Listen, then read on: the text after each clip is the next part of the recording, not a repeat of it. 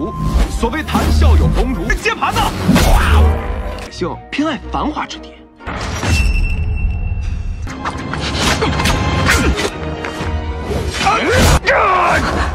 对吗？自在，正如理。Halo semuanya, selamat datang di Ruang Sinema. Bagaimana kabar kalian semua? Semoga selalu sehat dan baik-baik saja. Sesuai jadwal, jadi pada hari ini kita akan kembali membahas series donghua baru yang berjudul Yusu atau My Heroic Husband, episode 1-2. Sedikit sinopsis, series ini menceritakan tentang seorang pengusaha modern yang sukses bernama Ningyi, yang mengalami perubahan di hidupnya karena tiba-tiba saja tubuhnya berpindah ke zaman kuno. Kini Ningyi adalah seorang pria yang baru saja dinikahkan dan seorang martia lokal dalam keluarga pedagang kain. Sejak saat itu, Ningyi jadi sering terlibat untuk membantu orang sekitar menerapkan metode bisnis modernnya dalam memerangi bisnis lokal yang bisa dikatakan korup. Bahkan, Ningyi harus terlibat dalam urusan negara yang semakin rumit. Tanpa berlama-lama lagi, langsung saja kita mulai alur ceritanya. Cerita diawali ketika Kaisar menerima laporan kalau pertarungan antara Kerajaan Jing dan Kerajaan Liang hasilnya seri. Para gubernur jadi sulit menentukan siapa yang menang. Di sini Kaisar tetap memerintahkan untuk menyiapkan Sutra Sui sebagai upetinya nanti. Setelah memerintahkan mengenai upeti, Kaisar menanyakan kepada Guru Agung tentang pengaturan kain Sui saat ini. Guru Agung pun memberitahu kalau para pedagang kain dunia sedang saling bersaing. Dari persaingan itu akan berdampak kepada harga kain yang mahal. Guru Agung menyarankan Kaisar untuk melakukan pemilihan ulang Kaisar dagang. Tentu saja masukan itu diterima baik oleh sang Kaisar. Selesai pertemuannya dengan para gubernur, Kaisar menanyakan kepada penjaganya, di manakah Perdana Menteri Xin Xiang. Penjaga pun menjawab kalau Perdana Menteri saat ini masih ada di Jiangling. 太师啊，岁部，臣以为，准奏。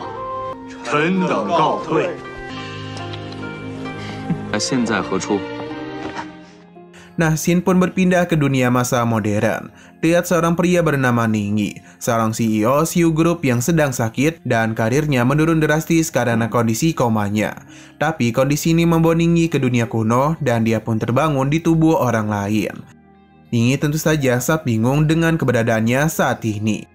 Maka dari itu Ningyi meminta untuk dibawakan air. Perempuan ini dan cepat membawakan air untuk Ningyi. Tapi di sini dia menyebut Ningyi sebagai tuan menantu. Untuk memastikan apa saja yang baru saja dia dengar, Ningyi melihat sekitar dan terungkaplah kalau Ningyi saat ini sudah menikah dan salah satu wanita bernama Su Tan-er dari keluarga Su.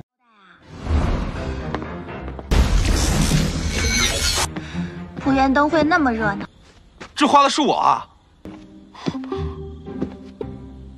但确实是，女方叫苏塔。 Saat Ningyi meresapi apa yang sudah terjadi kepadanya, Ningyi pun teringat dengan handphone miliknya. Dan ternyata handphone itu bisa masuk ke dunia kuno. Kebetulan saat ini sedang digunakan sebagai alas kuas. Dan cepat, Ningyi pun membawa handphonenya dan segera mengecek tanggal dan tahun. Setelah mendapatkan handphonenya, Ningyi jadi penasaran dengan keberadaan istrinya. Kalau saat ini, Su Tan-er sedang bekerja mengurusi bisnis milik keluarga. Tuan Fu yang sedang menyelenggarakan pertemuan dan para pedagang kain di Gedung Lui membahas tentang pemilihan Kaisar dagang juga. Mendengar hal itu, Ningyi merasa tidak dihargai keberadaannya oleh sang istri. Maka dari itu Ningyi memutuskan untuk mencari Su Tan-er dan akan mengajukan perceraian saja. 二房三房奉茶，等小这就去找你家小姐离婚。 Di tengah kota yang sedang dipenuhi oleh para warga, Ningyi mencoba menanyakan keberadaan Gedung Lui. Tapi sayangnya tidak ada satupun yang menjawab pertanyaan dari Ningyi. Saat Ningyi merasa putus asa mencari Gedung Lui, Ningyi itu malah mendengar keributan dari sudut lain dan saat ditutup ternyata sedang ada pertikaian antara kelompok prajurit dengan wanita misterius. Wanita ini menyerang dengan sangat lihai. Dia bisa menaklukkan satu persatu prajurit yang mencoba menghentikan aksinya. Keadaan ini sangat menarik perhatian Ningyi. Baru pertama kali inilah dia melihat pertarungan khas di zaman itu. Maka dari itu dia mengikuti kemana wanita misterius itu bertarung sambil memotretnya. Wanita misterius itu sepertinya menargetkan seorang pria bernama Song. Karena mau kemanapun Song menghindar, wanita ini akan selalu mencari celah untuk melukainya. Awalnya wanita misterius itu unggul, tapi sayangnya wanita ini pada akhirnya mengalami serangan panah di bagian pundaknya. karena di bawah sana ternyata datang bala bantuan prajurit lainnya.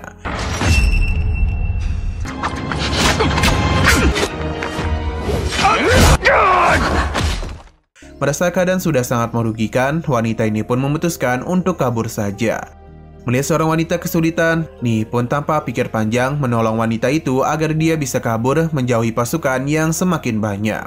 Di sini berharap kalau si wanita misterius itu akan mengajarkannya teknik serangan-serangan tadi. Tapi karena keadaan tidak memungkinkan, wanita itu pun pergi begitu saja setelah ditolong oleh Ningyi, tanpa mengucapkan satu kata pun. Karena wanita itu sudah pergi, Ningyi pun melanjutkan perjalanannya untuk mencari gedung Luyi. Dan beruntungnya gedung itu tepat di depan matanya. Dan cepat Ningyi pun masuk ke dalam sana. Di dalam sana, Ningyi melihat orang-orang yang sedang sibuk membuat puisi. Saat Ningyi melihat-lihat sekitar, Ningyi menyadari gedung besar di seberang sana saatlah mirip dengan wallpaper handphonenya. Dan hal itu malah membuat Ningyi teringat akan kekasihnya, yaitu Ruofing. Ning dan kekasihnya itu pernah merayakan ulang tahun di sungai yang sama persis seperti zaman itu. Hubungan mereka sangat baik, bahkan saking cintanya Ningyi bertekad akan membuat hidup mereka berdua menjadi lebih baik. Hari demi hari Ningyi bekerja dengan sangat keras, tapi hal itu malah menyita waktunya dengan Ruofing. Bahkan karena terlalu keras bekerja, kondisi kesehatan Ningyi pun memburuk. Pada saat itu Ningyi menyembunyikan keadaannya dari Ruofing. Saking tidak yang penyakitnya diketahui oleh Ruofing, Ningyi memutuskan pergi ke luar negeri dan alasan pekerjaan. Ningyi tidak pergi begitu saja, tapi dia itu tetap bertanggung jawab dengan memberikan kartu bank miliknya agar bisa digunakan oleh Ruofing. Tapi karena bukan ini yang diinginkan oleh Ruofing, melainkan waktu dari kekasihnya, maka pada akhirnya Ruofing pun meninggalkan Ningyi. Dia sudah muak dengan rasa kesepian yang dialaminya selama ini.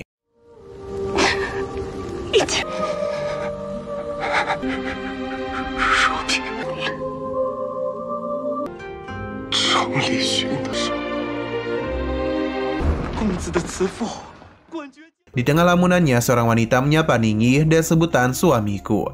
Dan disinilah akhirnya Ningyi bertemu dengan istrinya, yakni ada Su Taner. Melihat sosok Su Taner itu, Ningyi pun terdiam, karena ternyata wajah Taner sangatlah mirip dengan Ruofing. Saking terpananya, Ningyi tidak sadar mengucapkan kata-kata indah dan hal itu didengar oleh para penulis puisi. Mereka sangat memuji kata-kata indah yang keluar dari mulut Ningyi.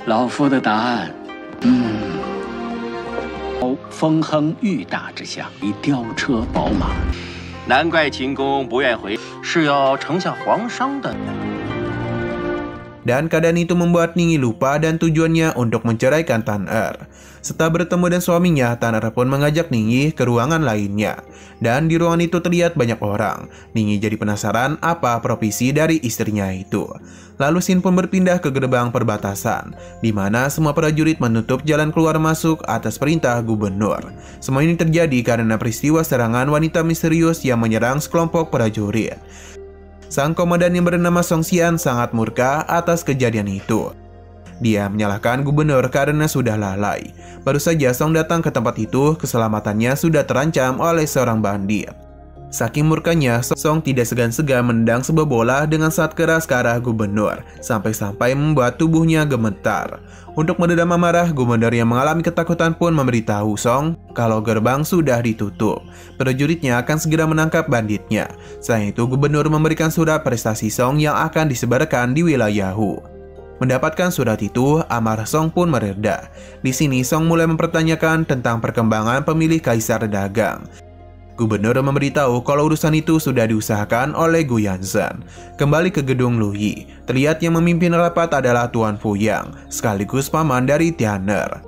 Di kesempatan itu, Tuan Fu memuji puisi buatan Ningyi yang tadi dibuat oleh para penulis naskah ketika mendengar Ningyi berhukuman. Ternyata para pembuat naskah puisi sangat cepat menyebarkan hasil karya dari lamunan Ningyi itu.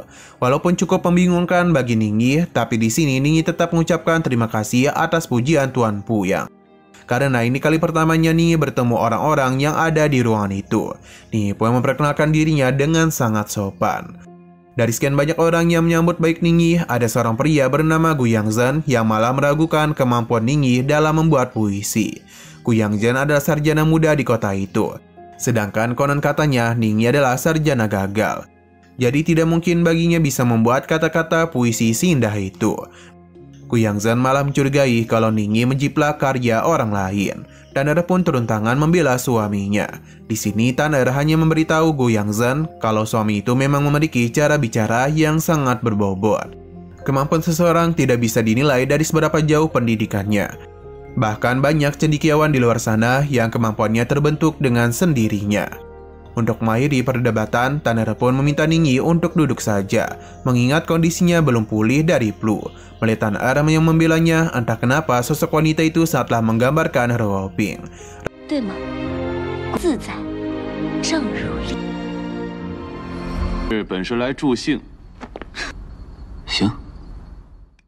Rapat pun kembali dilanjutkan. Tuan Pu yang memberitahu kalau kaisar dagang yang baru akan mengikuti aturan sebelumnya dan kali ini adalah giliran keluarga Su. Padahal itu Gu Yangzhen melemparkan protes. Menurutnya Sutra Sui adalah hal yang harus diperhatikan dalam jangka panjang. Jika kali ini dipimpin oleh sosok semuda Tanner yang tidak berpengalaman, itu akan sangat membahayakan. Tanner pun dan lantang hati menerima kritikan itu.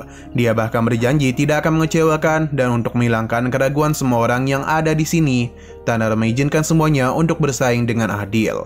Padahal itu mereka pun setuju. Bahkan mereka banyak memuji kedewasaan Tanner, padahal itu masih muda. 按照就是遗忘的开始。 莫非这是让我了却遗憾？ Di hari lainnya, sejak puisi Ningyi tersebar, Ningyi menjadi sangat populer. Semua orang memuji puisi itu. Ningyi pun memutuskan untuk membeli tanah untuk Tanner. Dia yang menebus dosanya di zaman modern yang pernah mementingkan pekerjaan dibandingkan pasangannya.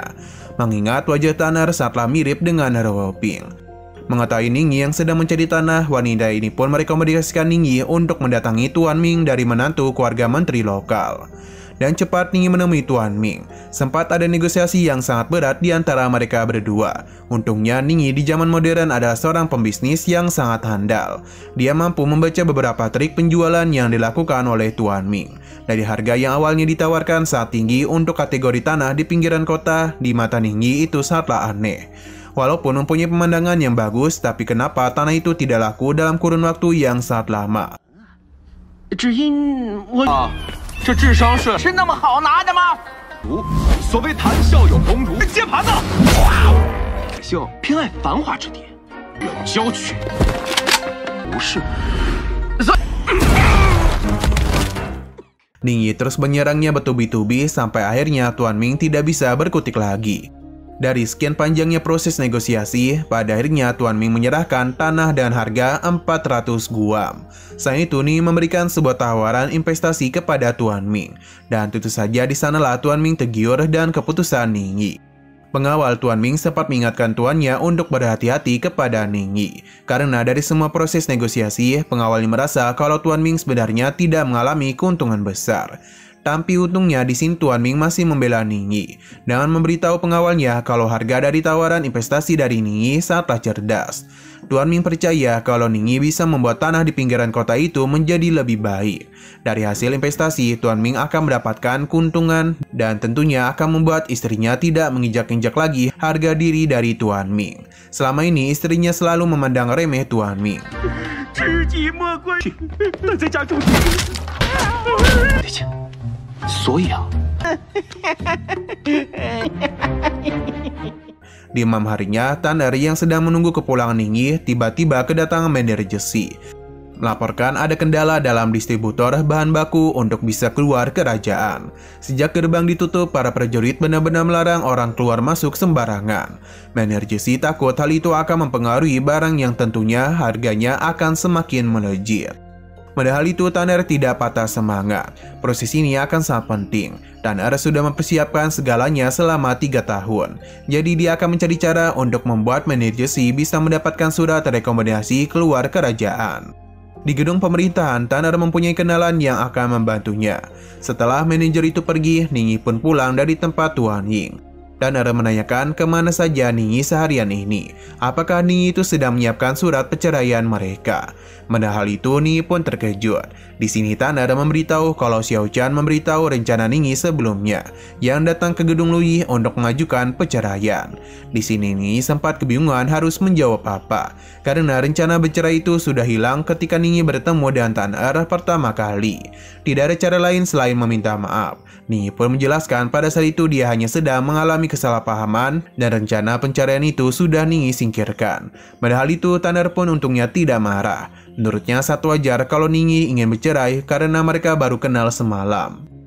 Dari jawaban itu, Ningyi sempat terkejut karena di dunia ini Tanner tidaklah mengenali secara mendalam Ningyi. Di tengah kebingungannya atas ucapan Tanner, tiba-tiba saja Gu Yangzhen dan prajuritnya datang untuk menangkap Ningyi.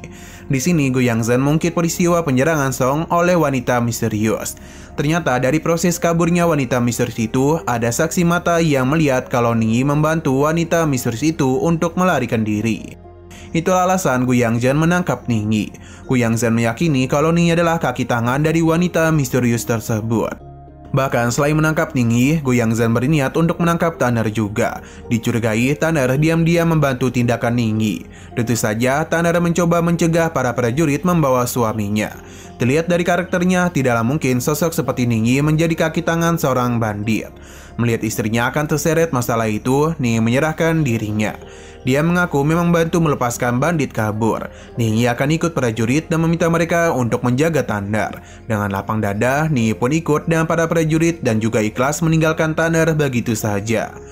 一个个审问。走，我们苏家上下与此无关啊！你说了算吗？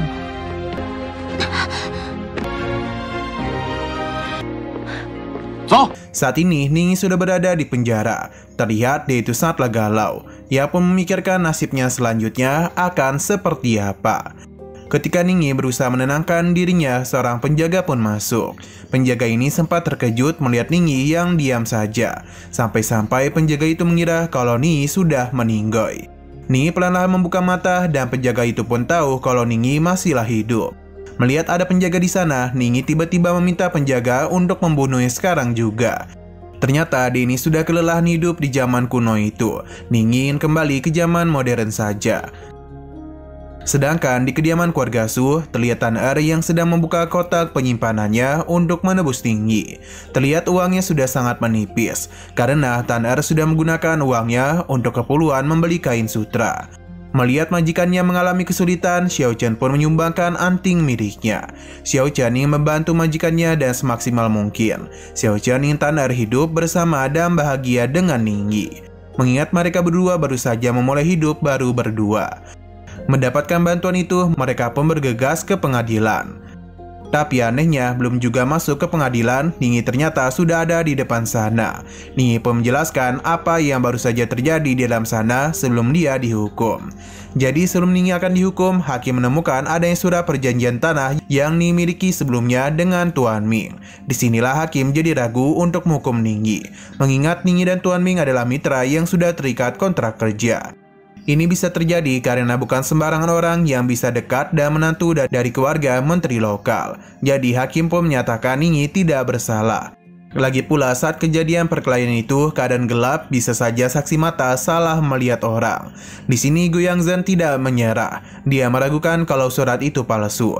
Maka dari itu dia meminta penjaga mengecek ulang keaslian dari surat ini. Menyadari kalau hakim akan melepaskannya, Ningyi jadi sangat kecewa. Dia berharap bisa mati saja di sini untuk bisa mengakhiri mimpi buruknya dan bisa kembali ke dunia modern.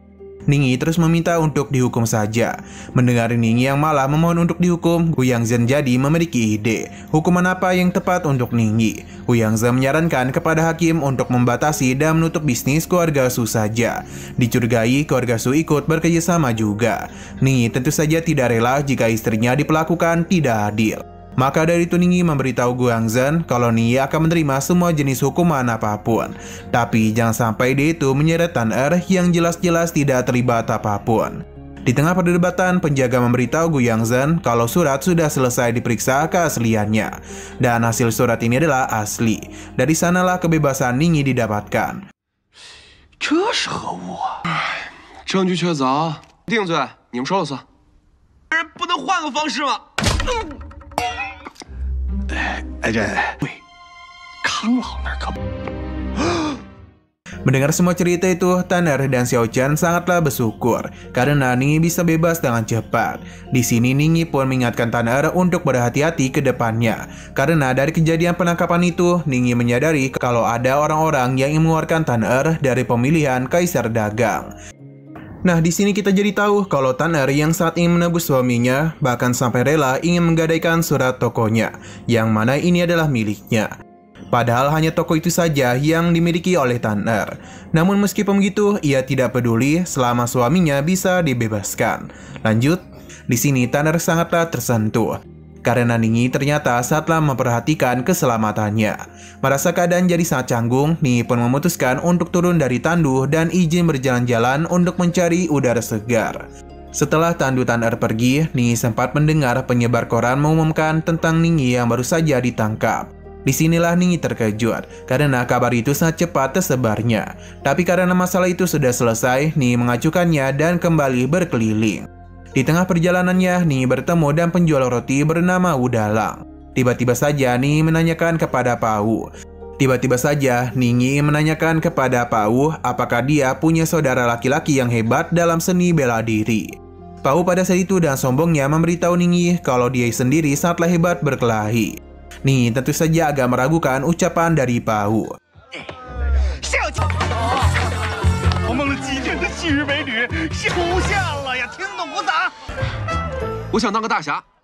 Melihat ekspresi Ningyi yang ragu, Pau pun menunjukkan arah ke salah satu rumah dari seseorang yang menurutnya hebat dalam berkelahi.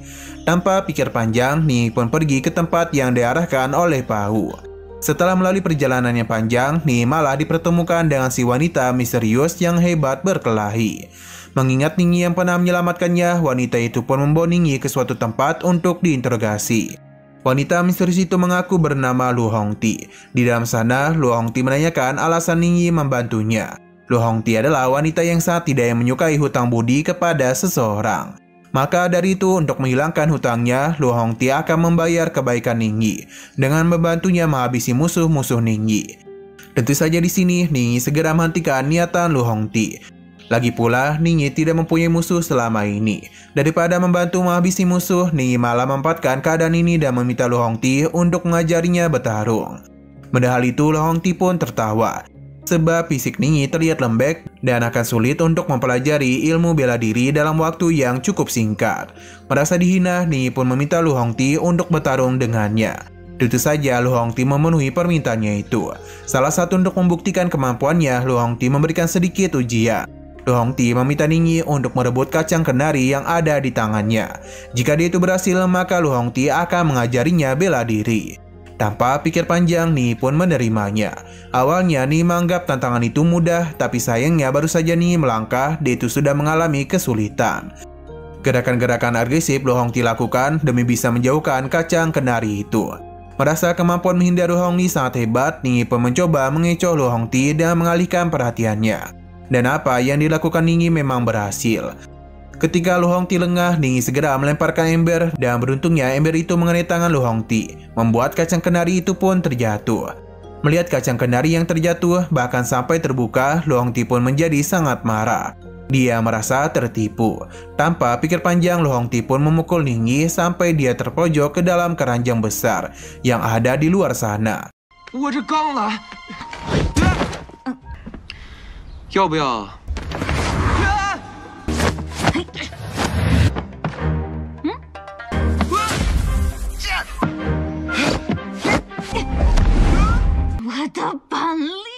Tapi walaupun Lu Hongti dikalahkan dan cara licik, dia itu tetap memenuhi janjinya. Dia pun melemparkan sebuah buku kepadanya.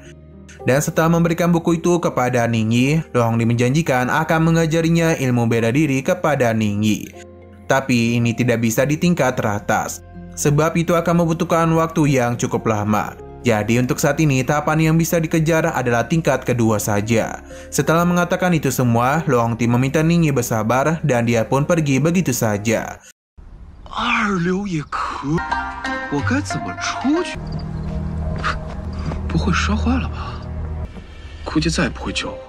Ketika Ningyi sedang mengecek kondisi handphonenya, ia pun melihat sosok bertemu dengan seseorang.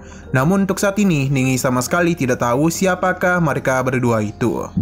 Singkat cerita, Ningyi pun pulang. Melihat Ningyi yang bajunya sangat berantakan dan juga kotor, Tan Er pun menanyakan kepada suaminya, apakah di luar sana dia baik-baik saja dan tidak memicu keributan. Tentu saja di sini Ningyi berusaha menenangkan Tan Er kalau semuanya baik-baik saja. Setelah mendengar kata itu, Tan Er dengan mengejutkan mendekat dan memeluk Ningyi. Keadaan itu sempat membuat Ningyi salah tingkah, tapi sebenarnya yang dilakukan Tan Er bukan untuk memeluknya saja, tapi Tan Er sedang mengukur badan Ningyi untuk dibuatkan baju baru. Setelah mengukur baju, Tan Er melanjutkan pembahasannya tentang bisnis yang Ningyi lakukan dengan Tuan Ming. Tan Er tahu kalau usaha Ningyi dalam berinvestasi melibatkan Tan Er, tapi Tan Er tidak ingin menerima keuntungannya saja. Dalam berbisnis pasti akan ada kerugian yang didapatkan. Jadi di sini Tan Er akan terlibat dalam keuntungan sekaligus kerugian dalam bisnis mereka ke depannya. Di sini Ningyi sangat terkejut karena ada wanita yang sejujur Tan Er. 契约精神，这钱，你想收购它吗？可不是谭儿的作风，行，来吧，不然呢？ 好好做生意。 Setelah berbincang dan Tan Er, Ningyi melamun di depan kamarnya dan tidak lama dari itu tiba-tiba saja ada sebuah pisau yang tertancap di salah satu tiang. Saat didekati ada tulisan tapi kita tidak tahu apa artinya. Sedangkan di tengah danau yang tenang, Gu Yangzhen mengeluhkan kekhawatirannya kepada Tuan Wu. Karena Ningyi yang bisa bermitra dengan Tuan Ming. Jika Ningyi mendapatkan kepercayaan dari Tuan Ming, maka Tan Er juga mendapatkan keuntungan untuk mendapatkan pekerjaan pasti. Bahkan dari berita yang terdengar, Tan Er berencana memberi kain sutra dari Li An. Dan tenang Tuan Wu menyerahkan surat kepada Gu Yangzhen, memintanya menyerahkan surat ini kepada Komandan Song. Katakan saja pada Komandan Song kalau Tuan Wu berubah pikiran setelah rapat. Selain itu, Tuan Wu memerintahkan Gu Yangzhen pergi ke Leping. Semua itu Tuan Wu lakukan adalah untuk memberikan gerakan mundur, sebuah strategi yang dipilih Tuan Wu untuk mendapatkan keuntungan jangka panjang. Tuan Wu mencurigai kalau Tan Er memiliki rencana tersembunyi. Untuk apa dia meminta semua pedagang melakukan persaingan adil, pasti dia memiliki maksud di belakangnya. Tuan Wu akan hati-hati dalam bertindak sebelum benar-benar pasti bisa membaca apa rencana Tan Er sebenarnya. 把苏家搞垮，乌家就无底牌，他哪来的底气？我乌家那个女人。 Lalu di sini, Ningyi pergi ke sebuah tempat yang tertulis dari kertas misterius yang dia dapatkan semalam. Saat berkeliling sekitar, Ningyi malah melihat Gu Yangzhen yang sedang memerintahkan seseorang membeli telur dari seorang gadis cantik di sudut sana bernama Yungzu. Terlihat telur itu memang sangat laris dibeli masyarakat sekitar. Saking larisnya, telur itu habis dalam jangka waktu yang singkat. Saat Yungzu berniat untuk pulang dan membawa stok telur lagi, Gu Yangzhen segera menghentikannya. Memberitahu Yunzu kalau dalam waktu dekat Gu Yangzhen akan pindah tugas ke Leping dan itu ingin Yunzu ikut dengannya. Di sini terungkap kalau Gu Yangzhen menyukai Yunzu, tapi Yunzu tidak tertarik kepadanya, mengingat Gu Yangzhen itu sangatlah seenaknya. Maka dari itu untuk menghindari masalah, Yunzu pun menolak ajakannya, dan alasan dia tidak layak bersanding dengan Gu Yangzhen. Karena bagaimanapun, Yunzu ini terlahir dari keluarga miskin. Mendapatkan penolakan itu tentu saja membuat Gu Yangzhen marah. Dia pun memberitahu Yunzu kalau lakunya jualan Yunzu selama ini ada berkat dirinya. Orang-orang itu kebanyakan adalah suruhan Gu Yangzhen. Di sini Gu Yangzhen terus menekan Yunzu untuk ikut dan jangan sok jual mahal di depannya. Orang suan Gu Yangzhen pun mendekat berusaha untuk membawa paksa Yunzu. Di sudut sana, Ningyi sudah kesal melihat tingkah seenaknya dari Gu Yangzhen. 你一个青楼女子，回去伺候老主顾啊！ Dan tidak lama dari itu, Hong Ti akhirnya muncul. Inilah alasan kenapa Lu Hongli mengajak Ningyi bertemu di sini. Ningyi harus bisa menyelamatkan wanita itu dari ikatan Gu Yangzhen. Merasa keadaan sudah sangat genting, Ningyi pun akhirnya muncul untuk menghentikan Gu Yangzhen. Ningyi memberitahu Gu Yangzhen kalau apa yang dilakukannya itu sangatlah keterlaluan. Menikahi seorang wanita itu harus bisa menunjukkan pengorbanan yang besar. Dan juga tentunya mahal. Padahal itu Gu Yangzhen membela diri kalau hal itu bukanlah sesuatu yang sulit baginya. Bahkan Gu Yangzhen bisa membeli 80.000 telur dari Yunzu. Dan kemampuan akal pintarnya Ningyi kembali menyadari Gu Yangzhen kalau semua itu hanya angan-angan saja. Bagaimana mungkin dalam sehari bebek bisa mengeluarkan telur 80.000 sehari? Itu sangatlah mustahil. Mendengar ucapan itu, masyarakat sekitar pun tertawa terbahak-bahak. Merasa sudah sangat dipermalukan, Gu Yangzhen pun pergi begitu saja. 如果我来迟一时候，但我相信富贵蛋爱做多少就做。富贵蛋，会啊，少卿无伯。 Setelah keributan selesai, Ningyi mengantar Yunju untuk pulang. Tapi di tengah jalan, Lu Hongti datang memberitahu Ningyi kalau ada keributan di toko kain keluarga Su. Tentu saja dan cepat Ningyi pergi ke toko. Dia sudah curiga kalau semua ini pasti adalah ulah dari Gu Yangzhen. Tapi saat Ningyi masuk ke dalam toko, Ningyi malah bertemu dengan wanita parubaya dan tidak lama kemudian muncullah Tuan Ming juga. Di sini terungkap kalau wanita ini adalah Tuan Putri, mertua dari Tuan Minggu. Kedatangan Tuan Putri adalah untuk menanyakan kejelasan bisnis antara Ningyi dengan Tuan Ming. Tuan Putri sudah membaca ada trik yang cukup merugikan bagi keluarganya. Tapi untungnya masalah itu sudah selesai. Karena ternyata Tanner sudah memberikan uang sisanya yang harus keluarga Tuan Putri dapatkan. Melihat cepatnya Tanner dalam menyelesaikan masalah, Tuan Putri jadi semakin suka bisnis dengan Tanner. Bahkan Tuan Putri menyimpan uang 5.000 guam untuk koleksi baju terbarunya. Dari kerjasama baru dan Tuan Putri itu membuat Tanner semakin bersemangat untuk bisa memenangkan posisi Kaisar Dagang. Tanner bahkan mengumumkan kepada semua orang kalau Tanner akan menciptakan baju siap pakai. Inovasi baru itu akan membuat bisnis keluarga Su semakin meningkat.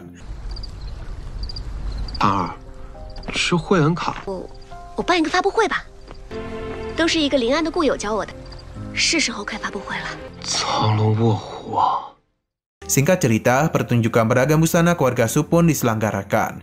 Semua orang yang datang ke peragaan busana saatlah menikmatinya. Apalagi Yunju menjadi penari utama dalam pertunjukan itu. Bahkan Ni menyuguhkan hidangan khas dari Yunju, yaitu telur pugui. Sebagai tamu undangan juga, Gu Yangzhen tentu saja sangat kesal melihat semua itu.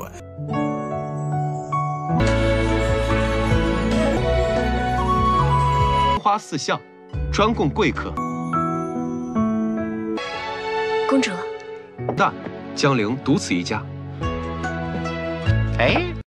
Dia merasa dipermalukan, maka dari itu dia akan membayar rasa kesalnya. Gu Yangzhu mendatangi meja Tuan Putri untuk memberitahu kalau penari utama Yunju dulunya adalah seorang pelacur.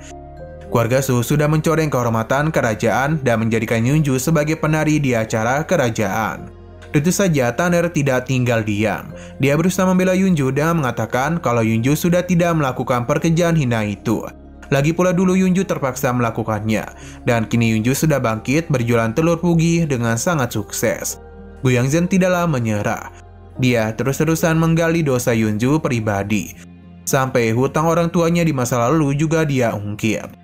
Semua ucapan itu untungnya malah membuat Tuan Putri semakin muak kepada Gu Yangzhen. Tuan Putri lebih menghargai seseorang yang terlepas dari kolam lumpur yang kotor. Maka dari itu Tuan Putri memberitahu Yunju kalau kerajaan sebenarnya mempunyai sebuah peraturan yang melarang seorang anak menanggung hutang orang tuanya. Di malam itu Tuan Putri akan melepaskan beban itu dari Yunju. 是个多才多艺的。今日这场戏，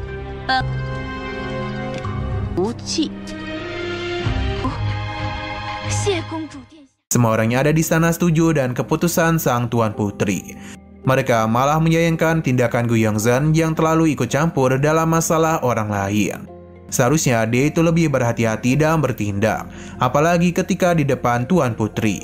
Tentu saja kejadian malam ini semakin membuat Gu Yangzhen murka. Dia sudah tidak kuat lagi harga dirinya diinjak-injak. Maka dari itu, malam itu juga Gu Yangzhen mendatangi sebuah tempat bersembunyi di dalam hutan sana dan memerintahkan sekelompok orang mengirimkan untuk menghabisi 2 orang yang sudah Gu Yangzhen tuliskan di kertas itu. Nah, sayang sekali lagi seru-serunya episodenya ini malah bersambung. Oke, sekian dulu pada video kali ini. Untuk video selanjutnya akan segera hadir. Jadi bagi kalian yang ingin mengikuti series ini, langsung saja klik subscribe dan aktifkan loncengnya. Terima kasih yang sudah menonton video sampai habis. Jika kalian suka pada video ini, klik like dan share ke teman-teman kalian tentang channel ini. Dan ditunggu aja kelanjutannya. Oke, sampai jumpa di video selanjutnya.